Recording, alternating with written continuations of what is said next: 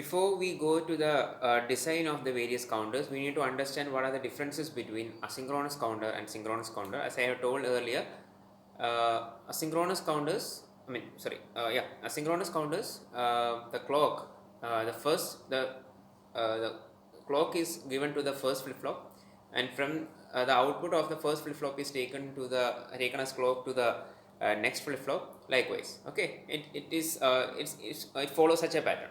Okay, and whereas in the case of sequential circuits, what happens is that the clock is given to all the flip flops simultaneously, so there won't be any delay like that. Okay, we will go directly into the differences between both asynchronous counters and synchronous counters. In asynchronous counters, flip flops are connected in such a way that the output of the first flip flop drives the clock for the second flip flop. Okay, the output of the second flip flop drives the clock for the third, and so on. And in the case of synchronous counters, in this type of counter, there is no connection between the output of the first flip flop and the clock input of the next flip flop, and so on. Okay, that is, it's given simultaneously, parallelly given to every flip flops. Okay, that's the second point. All the flip flops are not it's clocked. Okay, 1 minute. All the flip flops are not clocked simultaneously. Clocked. You obviously know that. That's here there is. It's not clocked simultaneously. All the flip flops are clocked simultaneously in the case of synchronous counters.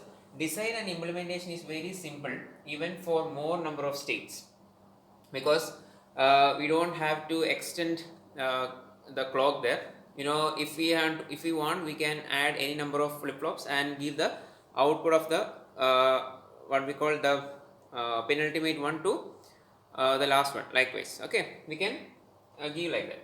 Design and implementation becomes tedious and complex as the number of states increases, because we need to give that particular clock to every thing that we add. Okay, that particular clock to every flip flop that we add. But in this case, what happens is we can give the output of the, for example, if we have 4 flip flops connected and we want to add 2 more, what we need to do is give the output of the 4th one to 5th one as clock, and from 5th to 6th likewise. The main drawback is the low speed, as the clock is propagated through a number of flip flops before it reaches the last flip flop. We have seen the case of don't compare both this, but we have understood the idea behind construction of binary parallel adder, and what's the reason for adding, or what's the reason for the introduction of carry look ahead adder.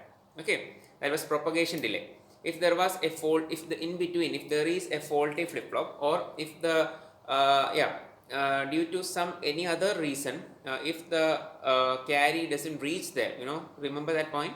Yeah, likewise we need to understand here also, as the clock is propagated through a number of flip flops, if there is a case of a faulty flip flop in between, or if there is any other reason that the clock pulse should reach the any reason that prevents the clock pulse from reaching the next flip flop, there is chance that it works at very slow speed.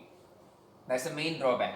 Is the low speed as the clock is propagated through a number of flip flops before it reaches the last flip flop. Since the clock is applied to all the flip flops simultaneously, in the case of synchronous counters, the total propagation delay is equal to propagation delay of only one flip flop, hence they are faster. Okay, please.